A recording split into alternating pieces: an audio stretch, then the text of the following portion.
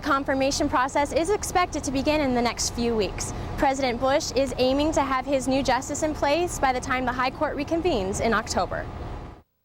Early indication from Major League Baseball players has the Montreal Expos swinging right here in the Washington area come spring, but official word isn't expected until sometime next week. At RFK Stadium, Robin Tanner. Amy's friends tell us that it was around 2 o'clock this morning when she left this bar before coming here to the parking lot, where police say she was struck by Trooper Quaid's vehicle. The woman tells us she tried to call for help on her cell phone, but instead of help, all she got was a bad connection. In addition to many of the streets being closed downtown, the city also plans to clear the sidewalks of trash cans and newspaper boxes. While Joshua's family is calling for justice, Prince George's County officials are calling for help. Anyone with information in this case is urged to call the police department. In Palmer Park, Robin Tanner, ABC 7 News.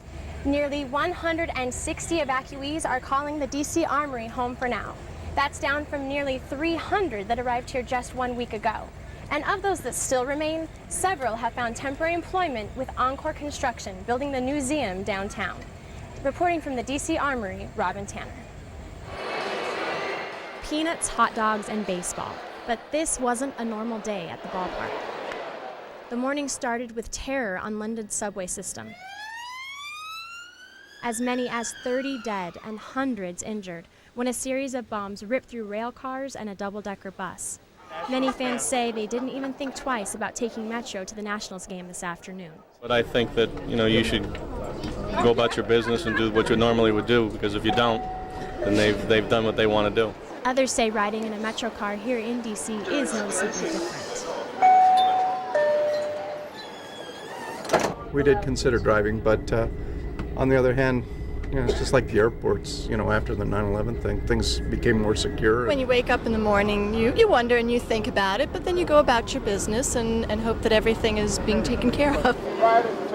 And the security is everywhere, especially tight at the stadium stop. Thousands arriving by subway and bus. We feel safe and we love this city, so this is the way to get around it. Lines are open over here. If you have a bag, open them up, please. Despite the increased security at the stadium itself, fans were understanding. I lived overseas 35 years. Nothing scares me off. It's fine. Whatever it takes to get the game going on time, that's fine. While this morning's tragic events were on the minds of most here at RFK Stadium, for Nats and Mets fans alike, they still had time for America's favorite pastime. This is my first opportunity to be here today, so as long as they weren't bombing Washington, I was coming to a baseball game. Though far from Florida, travelers in our area are already feeling the effects of Hurricane Charley.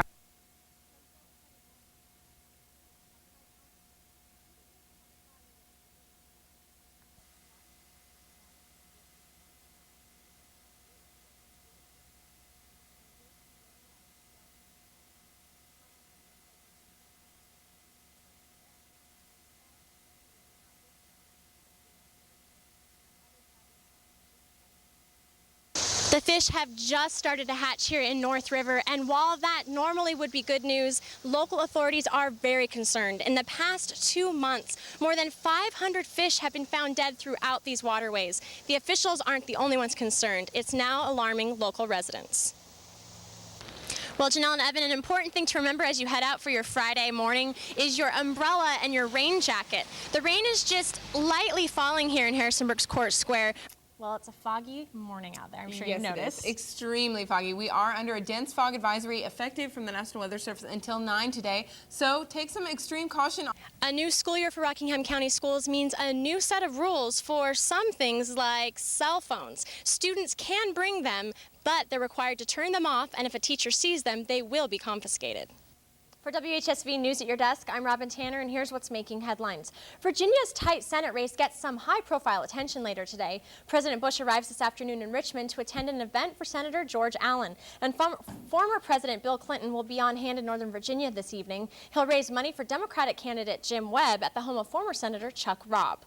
and division in Augusta County over subdividing land. At the center of the debate is a push to limit how much farmland property owners can sell off. In addition to many of the streets being closed downtown, the city also plans to clear the sidewalks of trash cans and newspaper boxes. While Joshua's family is calling for justice, Prince George's County officials are calling for help. Anyone with information in this case is urged to call the police department. In Palmer Park, Robin Tanner, ABC 7 News. The confirmation process is expected to begin in the next few weeks. President Bush is aiming to have his new justice in place by the time the High Court reconvenes in October. While this morning's tragic events were on the minds of most here at RFK Stadium, for Nats and Mets fans alike, they still had time to turn out for America's favorite pastime. While the kids call it quits, school transportation departments are just getting started. By the end of April and the beginning of May, things really kick into high gear. Put it into perspective, it'd be like your state inspection on steroids. We do that plus some. They have 180 days of inspection required by law. During that time, they need to check the brakes, fluids, oil, and tires. And we're not just talking about one bus, but 225 in Rockingham County alone. That's not exactly a summer vacation. Well, we get a day or two here and there, and we try to take a little bit of time off, but actually the summer, we're pretty busy. It's our busiest time of the year. That is busiest until this week. The first 10 or 11 days of school, it's pretty busy. Jim Sly knows a thing or two about the buses, having sat behind the wheel and now managing the fleet. But he also knows about the young riders. Kids, by and large, kids get a bad rap for riding on a school bus. You know, by and large, they're pretty good guys. In Rockingham County, Robin Tanner, WHSV News. The number of hungry people is increasing faster than we can grow the food. In a 4-year time span, the volunteer farm has gone from feeding 50,000 to nearly 120,000 hungry residents. Blair admits that business is a fight against nature, and no one can control the weather. The thing that we all should have control over is getting people out here to help pick the vegetables. The saying here at the volunteer farm is that they actually volunteers, planning them to feed first. And from the truth, about 70% of their volunteers is 18 and produce from mainly goes to the Blue Ridge Food Bank, and then just the grateful recipient is the Blessed Sacrament in Harrisonburg. We get fresh vegetables from the farm. To sit in one of the many who coordinate volunteer groups. There is it is farm and machinery. There are many other other volunteers, making just endless number of ways. It would start. That sheer level of devastation.